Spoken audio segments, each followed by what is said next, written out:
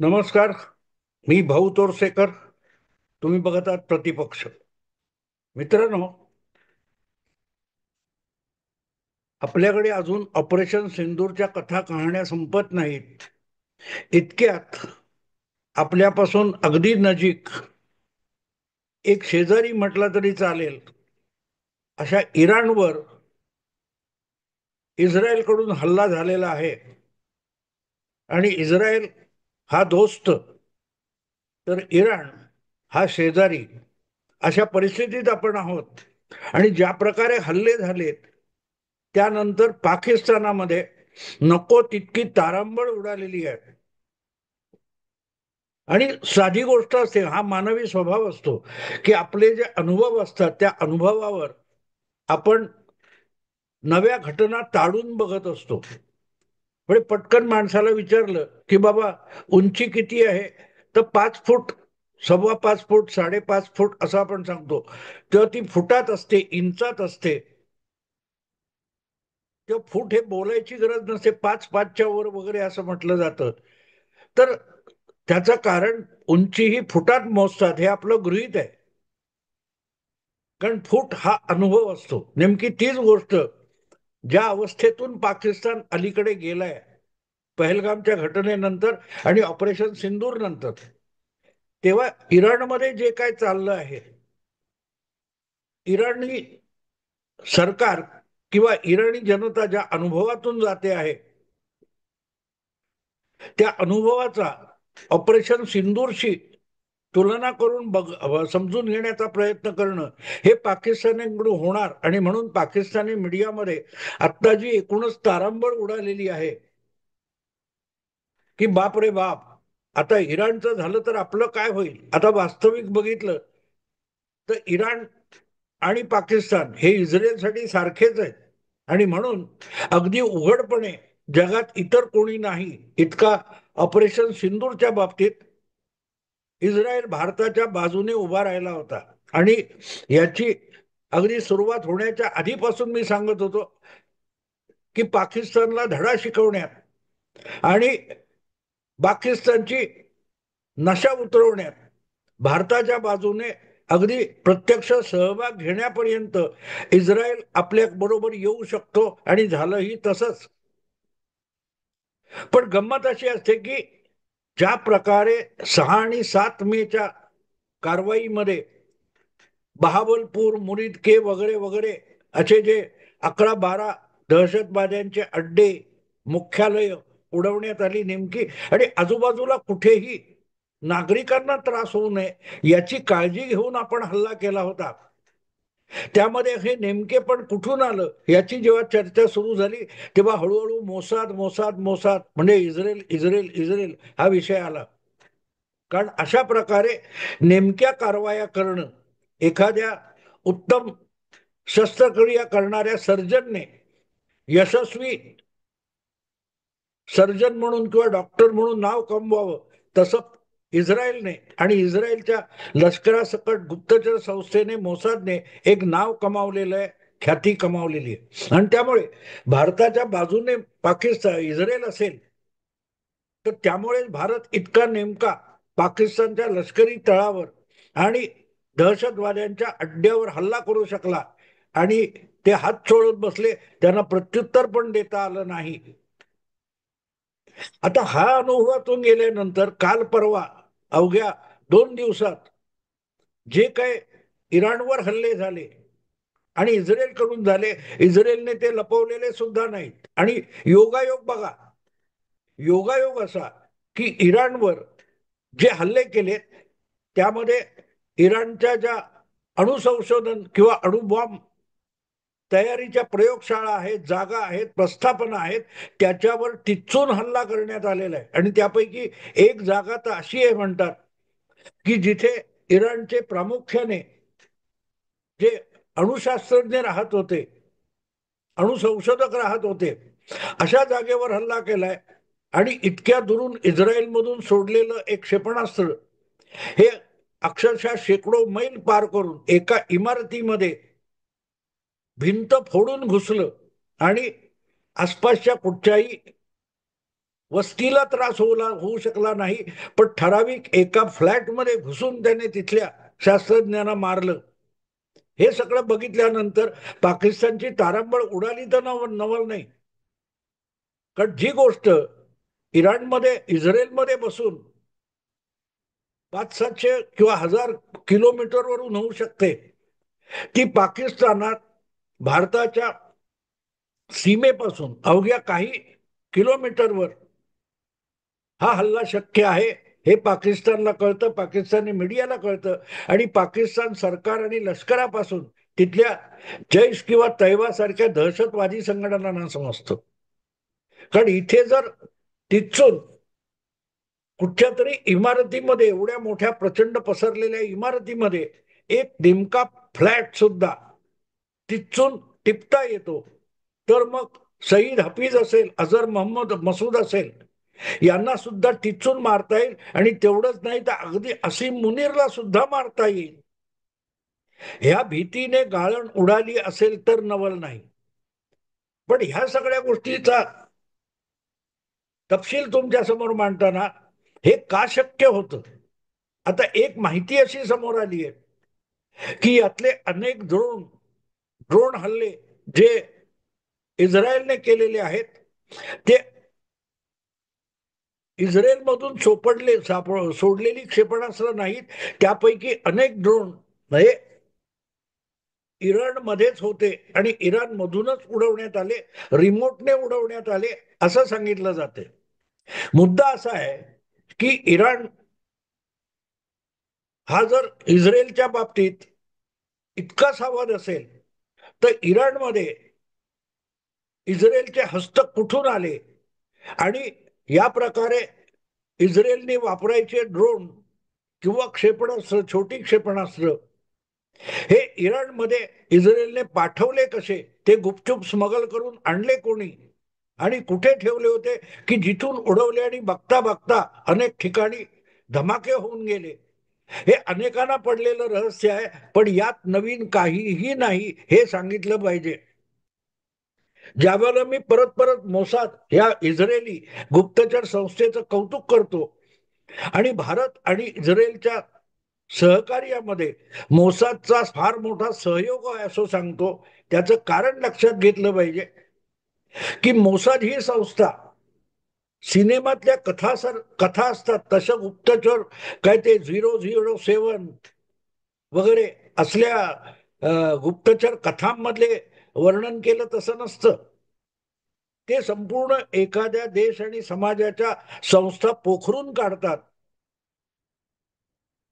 त्या संस्थेला वाळवी लागल्यासारखी ती संस्था पोखरून टाकतात आणि मग फुंकर मारल्यानंतर सुद्धा ती संस्था, ती व्यवस्था कोसळून पडावी इतकी तयारी मोसाद करून टाकतं. एक उदाहरण तुम्हाला देतो, मग कळेल.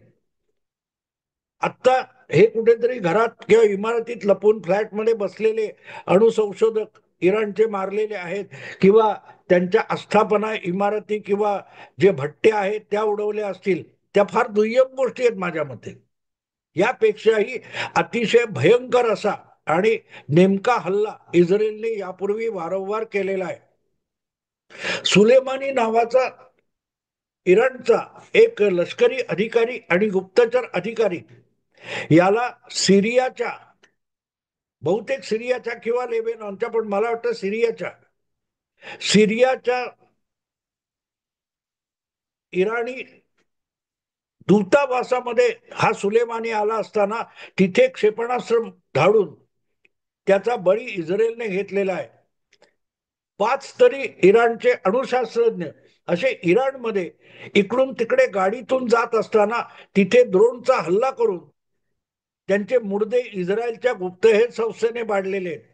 आणि त्यामुळे विचलित झालेले इराणचं सरकार, इराणचं इस्लामी सरकार इतकं विचलित झालं होतं की आपल्या प्रदेशामध्ये, आपल्या देशामध्ये येऊन इस्रायलचे लोक इतका पिनपॉइंटेड हल्ला करू शकतात, याचा अर्थच इस्रायलमध्ये मोसादने खूप हातपाय पसरलेत अशी शंका इराणच्या सरकारला आली होती. आणि म्हणून इराणच्या धार्मिक नेते आणि लष्करी नेते यांनी मिळून इराणची जी, मला तर नाव आठवत नाही, पण इराणची जी एक गुप्तचर संस्था आहे, त्या इराणच्या गुप्तचर संस्थेला इराणमध्ये पसरलेलं मोसादचं जे हस्तकांचं जाळं आहे ते शोधून काढण्यासाठी एक विशेष पथक नेमलं होतं. आपल्याकडे ज्याला एसआयटी म्हणतात, तशी एसआयटी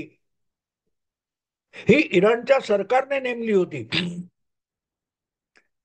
की आपल्या गुप्तचर विभागामध्ये, शासनामध्ये, लष्करामध्ये, इराणच्या समाज जीवनामध्ये कुठे कुठे इस्रायलचे हस्तक आणि गुप्तचर पसरलेले आहेत, गद्दार पसरलेले आहेत, ते शोधून काढण्यासाठी इराण सरकारने आणि इराणच्या धार्मिक सत्तेने एक विशेष एसआयटी नेमली होती, खास पथक नेमलं होतं.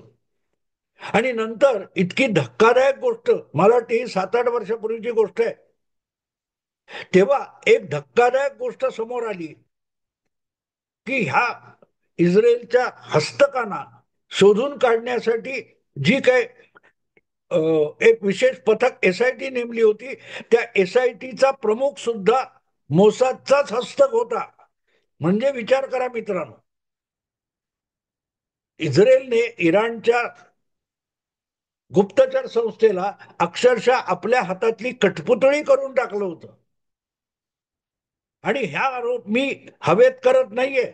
जसे राहुल गांधी किती विमानं पाडली, चौकीदार चोर आहे असल्या खुळचट आरोप करतात, त्या प्रकारचा हा आरोप कोणीतरी बावळट माणसाने केलेला आहे असं बिलकुल नाही.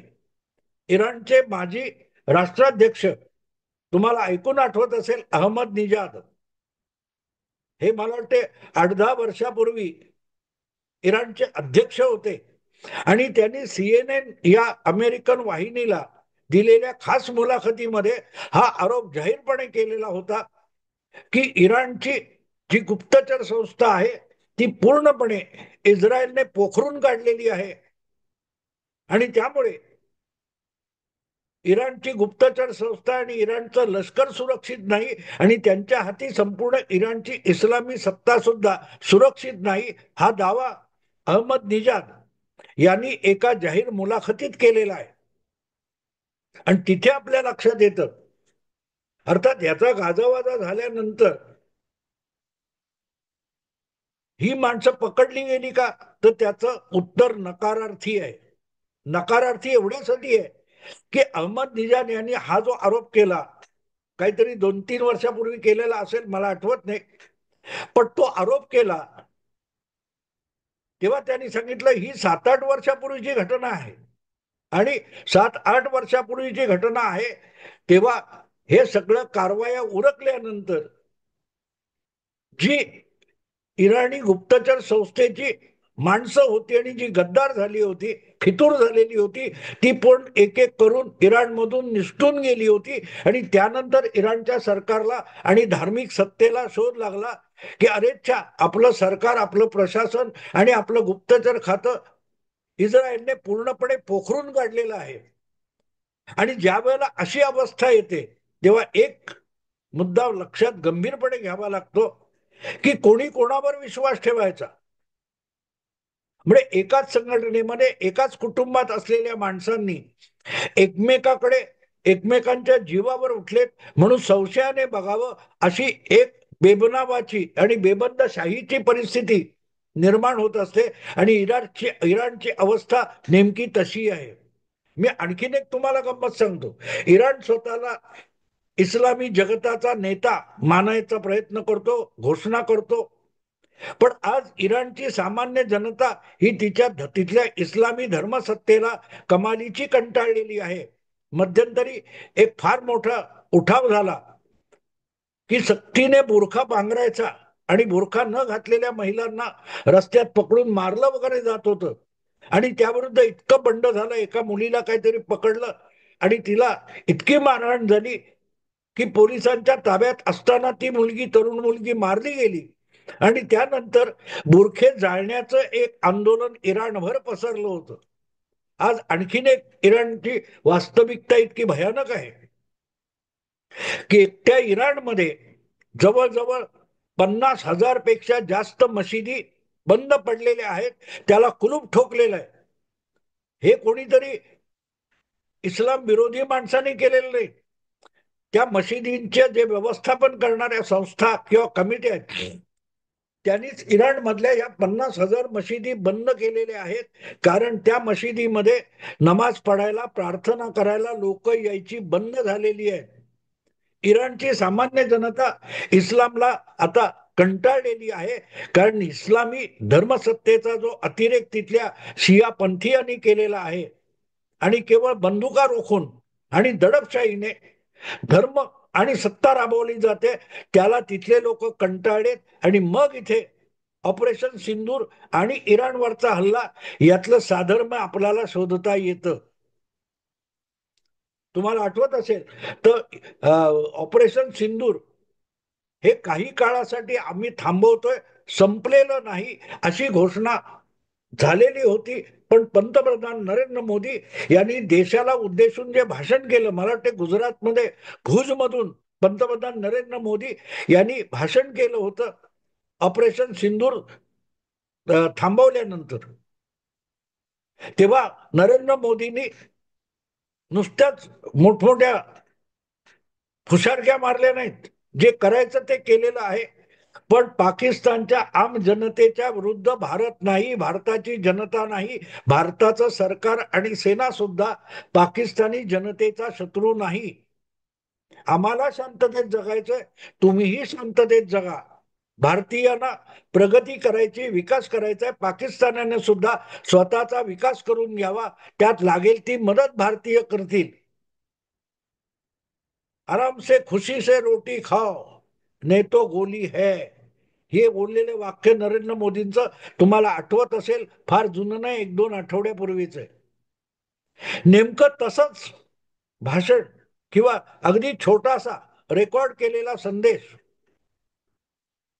इंग्रजीमध्ये आणि इराणी भाषेमध्ये इस्रायलचे पंतप्रधान बेंजामिन नेत्यानाहू यांनी जगाला दिलेला आहे. आणि जगाला याचा अर्थच तो प्रामुख्याने इराणी जनतेला दिलेला आहे.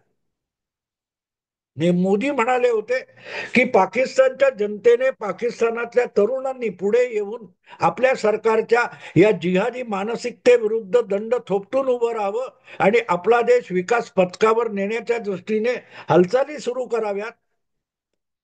आमचा पाठिंबा त्याला असेल. आणि नेमकी तीच तसंच आवाहन बेंजामिन नेतन्याहू यांनी काल परवाच्या इराणवरच्या जबरदस्त हल्ल्यानंतर दिलेल्या संदेशामध्ये नेतन्याहू यांनी सुद्धा तसंच आवाहन केलेलं आहे. इराण आणि इस्रायल यांचं हजारो वर्ष जुनं नातं आहे. धर्मसत्तेच्या नावावर सैतान जे तुमच्यावर राज्य करतायत त्याच्यापासून मुक्त होण्याची तयारी सुरू करा, हे जे आवाहन आहे ते हल्ल्यानंतर केलेलं आहे. आणि त्याचा अर्थ सरळ आहे की जर आज इस्रायली हल्ल्याखाली दडपून गेलेलं इराणची धर्मसत्ता डळमळीत झालेली असेल, तर ती झुगारून इराणला लोकशाही आणि शांततेच्या मार्गावर आणण्याचं पाऊल तिथली जनता टाकू शकते, हे ते आवाहन आहे. आणि म्हणून ज्या प्रकारे इराणवर हल्ला झालाय आणि ऑपरेशन सिंदूर नंतर झालाय, त्याच्या आधी गाझा आणि लेबेनॉन आणि येमेन या घटना बघितल्या तर तुमच्या लक्षात येईल की ही गोष्ट गेल्या वर्ष दीड वर्षापासून टप्प्याटप्प्याने एक एक नव्या भागात सुरू होते. आणि त्यामध्ये कट्टर इस्लामी धर्मांधता आणि त्यातून निर्माण झालेली हिंसा याच्या बंदोबस्ताची मोठी योजना राबवली जाते असं म्हणायला हरकत नाही.